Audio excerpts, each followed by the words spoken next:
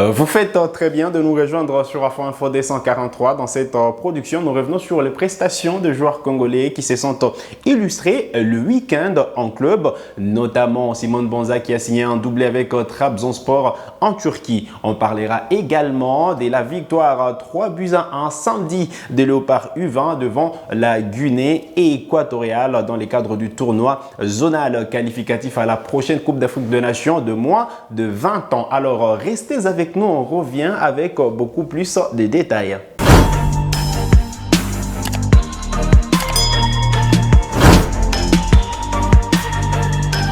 Allez, très content de vous retrouver sur Afro Info D143 alors qu'on est à une semaine de la trêve internationale du mois d'octobre. Vous le savez, les Léopards de la RDC joueront une double confrontation face à la Tanzanie en marge des 3e et 4e journées des éliminatoires de la CAN 2025. Certains joueurs congolais se sont illustrés en club. Ils ont sorti des belles prestations. On va commencer par Simone Banza qui a signé un doublé avec Trabzonspor. Il a débloqué son compteur but en championnat turc de première division. Alors, à l'occasion de la 6e journée, Trabzonspor recevait la formation de Konyaspor. 3-2 a été le score en fin de cette rencontre alors que l'attaquant congolais Simone Banza a marqué d'abord sur penalty à la 45e minute des jeux. Ensuite, il a alourdi la marque à la 54e minute de jeu. Eh bien, Simone Banza est sorti à la 90e minute, mais il faut préciser quand même que c'est grâce à l'attaquant congolais que Trabzonspor a enregistré sa première victoire de la saison. Voilà, après 6 journées. Et donc, grâce à l'attaquant congolais qui a marqué un doublé, Trabzonspor a enregistré sa toute première victoire de la saison. Il faut noter quand même que c'était la 2e titularisation pour l'attaquant congolais Simone Banza qui est arrivé justement en provenance de Braga au Portugal. Alors, Trabzonspor, cette saison en Super League, c'est une victoire, 5 matchs nuls, 0 défaite jusque-là, 6 buts marqués et 5 buts encaissés pour le coéquipier de Simone Banza, lui qui a déjà 2 buts marqués, seulement 268 minutes dans les jambes sur 396 minutes possibles. Donc, voilà, c'est 3 matchs joués sur 4 matchs possibles. Voilà, donc l'essentiel à retenir autour justement de cette formation de Trabzonspor et la prestation de l'attaquant congolais Simone Banza qui peut retrouver de la confiance avant la trêve internationale. Il faut dire qu'il y aura quand même des matchs le week-end avant qu'il vienne en équipe nationale. Il est sélectionné, vous le savez, il devra porter également l'équipe nationale de la RDC face à la Tanzanie. On espère qu'il pourra grappiller des minutes. On sait que lors de la précédente trêve, il n'a pas joué la moindre minute avec les Léopards de la RDC. Il n'avait pas des temps de jeu. Il venait d'arriver à Trabzonspor. Il n'avait pas encore disputé de match avec Braga. Et donc là, il commence à gagner en confiance. Et on espère qu'il pourra retrouver cette même confiance en équipe nationale de la RDC. Des bons augures pour Sébastien Desabre qui aura à sa disposition un attaquant qui carbure. Outre les attaquants qu'on a évoqués sur ces plateaux, les Fiston Mayele et Sendé, qui ont marqué le week-end précédent, eh bien, c'est Simone Banza qui prend donc les rênes et qui a donc marqué un doublé le week-end. Donc, rendez-vous le 7 octobre prochain pour les débuts du regroupement des Léopards à Kinshasa, en prélude à ces 2 matchs des éliminatoires de la CAN Maroc 2025. La RDC qui recevra d'abord les 10, la Tanzanie, avant d'aller jouer cette même équipe des Taïfa Stars à Dar es Salaam le 15 octobre prochain. Allez, on va parler de cet autre attaquant qui a marqué. Lui, il ne vient plus en sélection depuis un moment. C'est Britt Assombalonga qui a marqué un doublé à la 3e et la 49e minute déjà, alors que les Yeni Matalyaspor jouaient face à Ahmed Eska en 2e division turque. Et donc, Britt Assombalonga qui a marqué en doublé également. C'était évidemment ses 2 premiers buts de la saison avec la formation de Yeni Malatyaspor. Allez, on va enchaîner, on va parler de ces gardiens de but qui gagnent déjà en notoriété en équipe nationale de la RDC, mais qui commencent aussi à gagner de la confiance en club. C'est Dimitri Berthaud qui figure d'ailleurs dans le top de l'équipe du week-end. Il faut dire que Dimitri Berthaud a sorti une belle prestation en championnat samedi dernier, alors que Montpellier s'est déplacé sur la pelouse de Monaco. Il faut dire que Montpellier a chuté évidemment 2-1. Dimitri Berthaud était titulaire dans cette rencontre et il a disputé toute la rencontre, on va dire. 4 arrêts décisifs à son actif dans cette rencontre.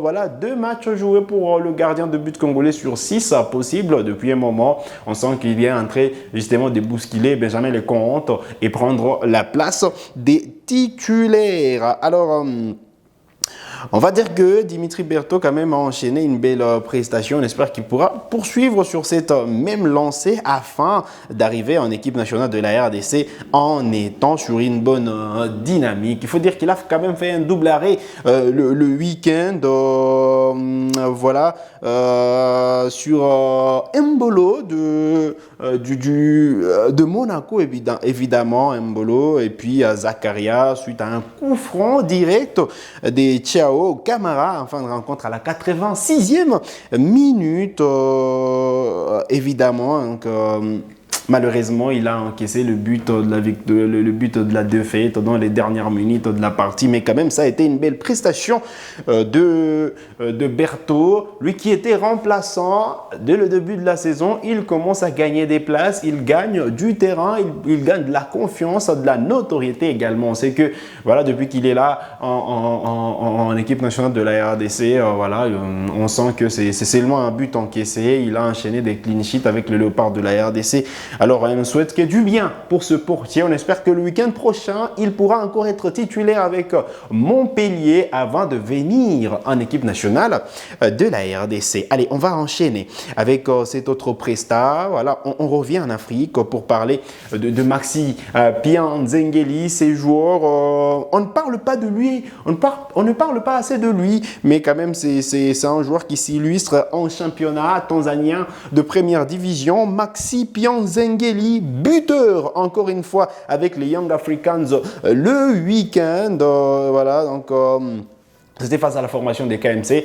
Donc, 1-0 était le score en fin de cette rencontre-là. Et Maxi Pianzengeli, ancien de Maniema Union des Kindu et qui gagne aussi de la confiance du côté de la Tanzanie. Voilà, Maxi Pianzengeli voilà, enchaîne des belles prestations. On espère que voilà, la CAF pourra donner sa décision au plus vite afin que des joueurs qui évoluent en dehors de leur pays, mais qui sont sur les continents africains, qui puissent disputer le CHAN, parce que voilà, Maxi Pianzengeli est une pièce maîtresse, un élément important pour le Léopard a pris, mais aussi du moins la décision est actée par la Confédération africaine de football. Il faut dire qu'on aura le tirage au sort évidemment du CHAN. On connaît désormais la date du tirage au sort du prochain CHAN, vous le savez, qui est prévu on va dire en février 2025 au Kenya, en Ouganda et en Tanzanie. Et donc c'est le 9 octobre prochain qu'on aura qu'on effectuera le tirage au sort voilà, des qualifications zonales du CHAN. Voilà, la RDC qui devrait rencontrer un pays de l'Afrique centrale, probablement le Congo-Brazzaville, mais on attend donc voir ce que sera. C'est celui qui sera l'adversaire de la République démocratique du Congo lors du prochain tirage. Et on espère qu'on pourra récupérer des joueurs qui évoluent au pays, parce que là, la RDC pourrait s'offrir des talents, voilà, les Fiston Maïlé, les Inonga Baka, les Karim Kimvidi et bien d'autres joueurs qui sont en Tanzanie ou en Angola. Allez, on va revenir pour parler de ces jeunes, voilà, de ces léopards U20 qui ont sorti une belle prestation. Le week-end, les samedis exactement, ils jouaient leur match de la deuxième journée de tournoi qualificatif à la CAN U20, le tournoi qui s'effectue à Brazzaville. Il faut dire que ça concerne uniquement le pays de l'Afrique centrale, donc la zone UNIFAC, et les léopards U20 qui d'abord avaient chuté mardi dernier face au Congo-Brazzaville. Ils se sont imposés 3-1 face à la Guinée équatoriale et ils sont d'office qualifiés pour la demi-finale qui est prévue demain. Donc mardi, les léopards qui joueront le Cameroun. Au stade d'Alphonse Massamba, débat en cas de qualification, les léopards pourront retrouver la finale et devraient affronter probablement le Congo ou la République centrafricaine parce que ça sera l'autre demi-finale de la journée qui est prévue à 13h GMT, qui est prévue à 13h de Brazza et 16h évidemment le match RDC le match RDC Cameroun. Voilà, donc on va vous laisser regarder les quelques buts, on vous l'avait promis évidemment le week-end. Regardez les 3 buts marqués par les léopards U20 de la RDC et on revient juste après.